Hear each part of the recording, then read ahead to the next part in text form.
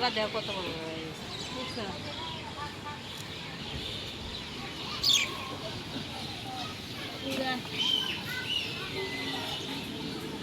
দড়াগুলা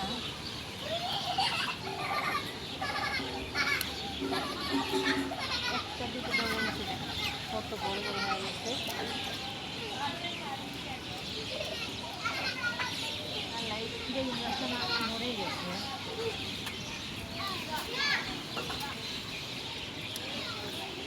কি অবস্থা দেখ বেগুন চলো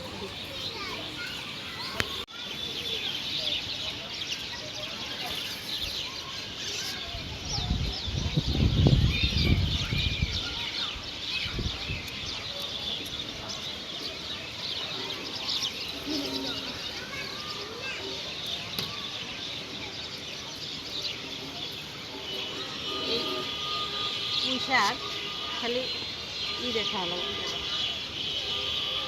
ডাল দিয়ে খাওয়া লাগবে ভাজি খাওয়ার মতো তো না খালি ডাটা ডাটা তাই না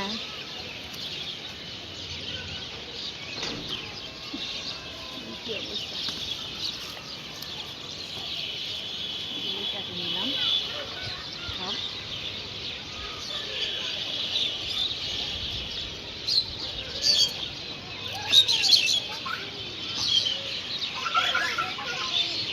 বেগুন একটু বেগুন খাবো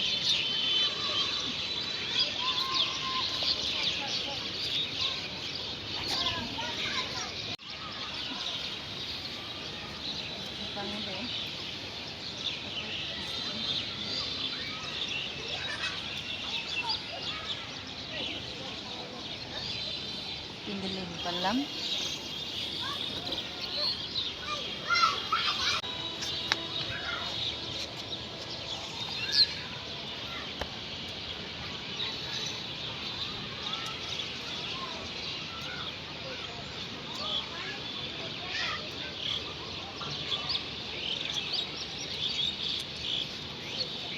এই বেগুন যে গাইস কি স্বাদের বেগুন কোনো ফরমালিন নাই একদম হাতের জৈব সার দিয়ে বেগুন তো গাইস আমি এখানে পুঁই শাক কতগুলো উঠাই নিলাম আর হচ্ছে বেগুন উঠাইছি তারপরে হচ্ছে তিনটে লেবু উঠাইছি তো আমি আজকে এই পুঁই শাক দিয়ে ডাউল দিয়ে রান্না করব আর হচ্ছে বেগুন টমেটো দিয়ে ভর্তা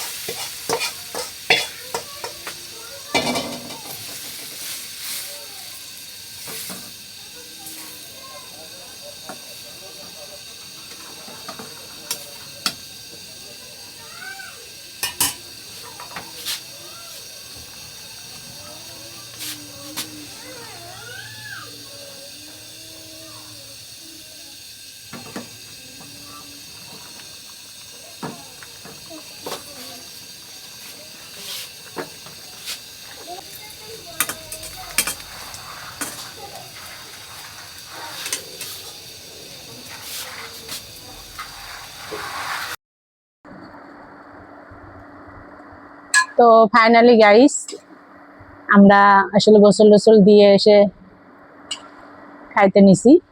তো আজকে হচ্ছে এই পুঁই শাক দিয়ে ডাউল আর হচ্ছে ডিম ভাজি।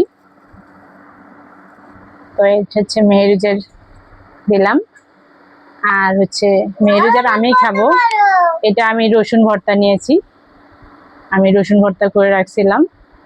তো আমিও ডাউল নিব। আর হচ্ছে তন্ময় তো স্কুলে থাকে গাইস এই সময়, তো আর তন্ময়ের বাবা হচ্ছে অফিসেই খায়। তো আমরা এই সময় আমি আর মেহেরুজি খাই।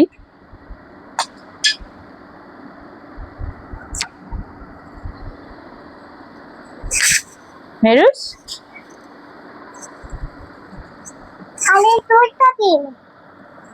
হ্যাঁ ভাইয়ার জন্য আছে, ভাইয়ের জন্য আছে, কোথায় আছে আলাদা করে রেখে দিয়েছি।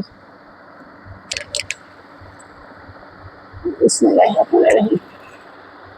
আল্লাহ, কে বলো গাইসদেরকে কেমন হয়েছে ডাউলটা। দেখুন, তো মেহেরুজকে আসলে আমার হাত দিয়ে খাওয়ার লাগে গাইস, ও আসলে হাত দিয়ে খায় না, তো আমিও খাবো। আসলে এইভাবে ডাউল রান্না করলে অনেক মজা লাগে গাইস, আপনারাও এইভাবে ডাউল রান্না করে খাইয়েন পুঁই শাক দিয়ে, আসলেই অনেক মজা।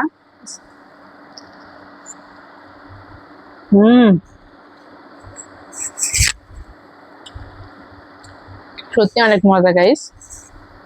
তো আপনারাও এইভাবে ডাউল রান্না করে খাবেন অবশ্যই। হ্যাঁ হ্যাঁ, অবশ্যই ভালো লাগবে ইনশাল্লাহ। তো গাইস আমাদের ভিডিওগুলো যদি ভালো লাগে অবশ্যই লাইক কমেন্ট শেয়ার করবেন এবং আমার চ্যানেলটি সাবস্ক্রাইব করে দিবেন। তো আজ এই পর্যন্ত গাইস, আল্লাহ হাফেজ, আসসালামু আলাইকুম।